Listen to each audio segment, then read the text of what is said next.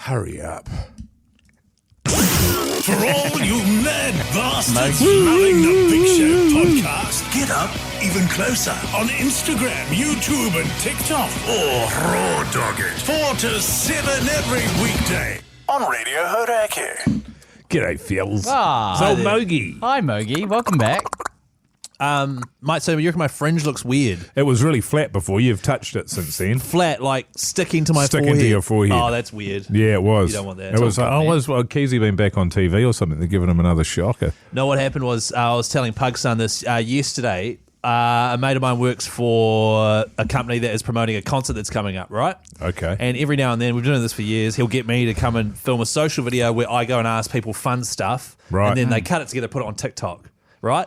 Yesterday's fun stuff was shot down at the Domain here in Auckland by the museum. Why was that? It's punishing. You got to somehow track people down and have a yarn to them on TikTok to give away free tickets at the Domain, which isn't somewhere people usually are. It's quite empty. Managed to do it. Took an hour and a half. Most punishing shit ever. Going up to randoms, being like, "Hey, would you mind?" Oh, yeah. Hey, Yeah, I'm I not know trying what to. this is for. Yeah. I'm not trying to sell you anything. You know, do you want tickets to Symphony? And they're like, oh, what is that? You know, that sort of shit. That was all good. So managed to film like 4 or 5 of these videos. Right. Yeah. Cuts the video just as he's about to send it away for approval at 9:02 last night. I get a message on Instagram from one of the couples being like, "Hey, just realised we're in our work gear and we've just been told we're not allowed to appear in the video." Oh, yeah. Well, that's good. Which is good. So I was like, and I emailed back, I was like, no worries, I'll get in touch straight away. Messaged him, he's like, shit, it just got approved. And we need one more group of people in the video, else it doesn't work. So Go around and interview Pugson. I was like, honestly, in my head, I was like, Pugs' mate. should I just message some sort of intern or something and just do you want free tickets? Here you go. So we just went down to the Domain again today. I got there early, spotted 2 females, like late 20s Yeah, I females. bet you did. Having a yarn, spotted them from the bushes. I had binoculars. From a mile away. From a mile away. With your camera out, man. With my camera out. And then after that, I went to where we were meeting and then spotted 2 other females. Yeah. Didn't have any tickets left, but still just spotted the shit spotted out of them. Yeah. Female spotting with old Keyzie. Yeah, that's what it was. Yeah. Spotting birds. Went up bird to them. spotting. I was like, hey, this is the story. Do you want tickets to Symphony? Because we blah, blah, blah. Just casual, like. And they were like, yeah, stuff it. We can do that for you. Got it done. Did it for you. Yeah, Epic. right. And then I was like, I'll wear the exact same stuff, right, in the video, so no one will be able to tell. However, I didn't tell him, and I forgot that I got a haircut directly after the video yesterday. So half the video is me with a big buffy head, and the other one's with me and my flat fringe. Is it that much of a difference, though? Really? It was quite long. I mean, I noticed it straight. Like, my wife noticed it straight away. My wife. But I don't know. Yeah. I feel like casual watchers Oh, will not God. notice The that. people No. on TikTok are going to be fuming. I know. Because they demand quality content. And that's what I'm worried about. Consistency Yeah. on TikTok. Yeah. Keyzie. Consistency of haircuts, absolutely. That's right. What a piece of shit. Yeah. Scumbag. Fuck. Nah. I'm actually real gutted about it now. Nah. Yeah. Nah. Still, though, you've got that yarn forever. The anecdote. Yeah. 3 minutes 30. That's, that's tough. Is it? Straight there, Keyzie. I'm stoked with that yarn. Yeah, I'm fucking saying, man. You'll never forget it. You can borrow it. I know. Well, the thing about it, that video better be running in Studio B. We better be Fudge. recording the shit out of this because Bugs. that's clippable. He's just shook his head That's at me. clippable, baby. Yeah. That's viral content. It is. That's straight back on No, the it's TikTok. viral, all right, man. That's straight back on the tickety top. The Hauraki Big Show, weekdays from 4 on Radio Hauraki. The Hauraki Big Show podcast. What time did you fly in this morning, man? I was on I flew Jetstar. Oh, yeah. Interesting, actually not interesting.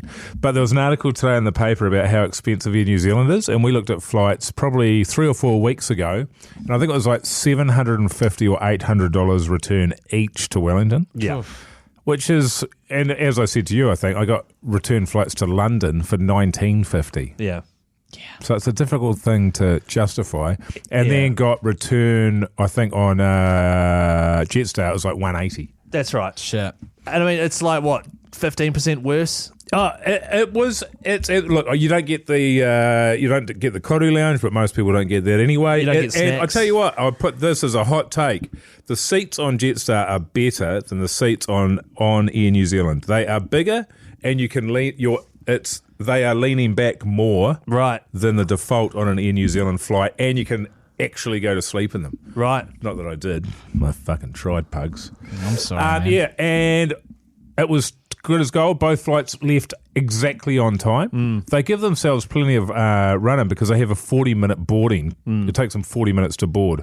Now, that process, I don't know, it's like they've got 1 million people on their planes because it takes so fucking long for everyone to get on and sit down. Do they do it through only people one? Are baffled. Is it only through one? Like Air New Zealand, they run both? Both. And Really? exited off both. Right.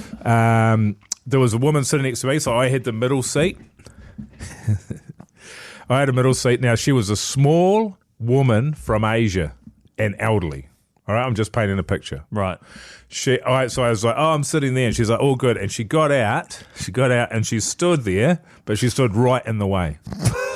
So I was like, oh, no, can you just go back a bit? And, of course, it was difficult, but she worked it out. We worked it out together with sign language, and she moved back so I could get in. Then the guy that was sitting in the window, then he turned up. Oh, God. Classic. Then she got up and just stood there again. And so you couldn't get out? So we couldn't move. We had to both move up the aisle down the aisle so that he could come in. Yeah. It took so long to talk it through. And then we sat down, and then she turned and said something to me in Mandarin and laughed. And I was like, I think it was funny. Yeah. That's the kind of arrogant thing that someone who speaks English would do. Yeah. Yes. I know that he doesn't speak, fluent Mandarin, but he'll know this phrase. For sure, 100% he'll know this. I like to think she was saying, I can speak English. I was intentionally standing in the way there of you guys. Yeah, you like that one? You like that one, big nose? Something along those She lines. might have been looking at you and saying in Mandarin like, old Mogey. Here he is, old Mogey. And like then that, on the Mogey? way back this morning, it was a 7:40 flight, but I had to be there at 7. And right as it started boarding, they told everybody, there's 2 flights waiting to board for Jetstar down there, one to Christchurch, one to Wellington. They told everyone that you had to take your carry-on luggage and weigh it. Yeah.